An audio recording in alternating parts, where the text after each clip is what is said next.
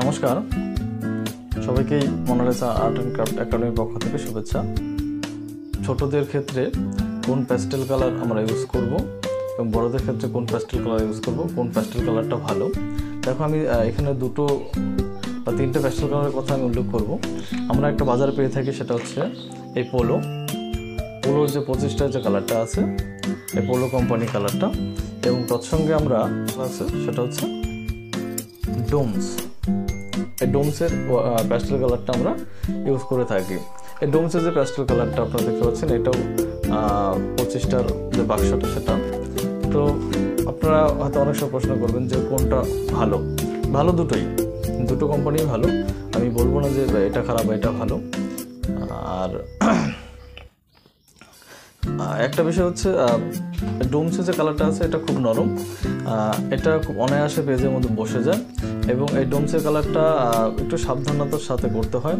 ছোট বাচ্চাদের ক্ষেত্রে এই ডোমসের কালারটা পেজের মধ্যে করা খুব একটু অসুবিধা হয়, এবং এরা যদিও পেজের মধ্যে করে সেটাকে খুব তাড়াতাড়ি নোংরা হয়ে যায়। এই জন্যই খুব ছোট বাচ্চাদের কখনোই আপনারা এই ডোমসের কালারটা কিনে দিবেন না। আর এই যে পোলো কোম্পানিটা দেখতে পাচ্ছেন, এই পোলো কোম্পানিটা হচ্ছে ছোটদের জন্য। এটা এতটা নোংরা হবে না এবং এটা একটু হার্ড হয়। এটা দিয়ে ছোট বাচ্চাদের রং করতে খুবই সুবিধা হয়।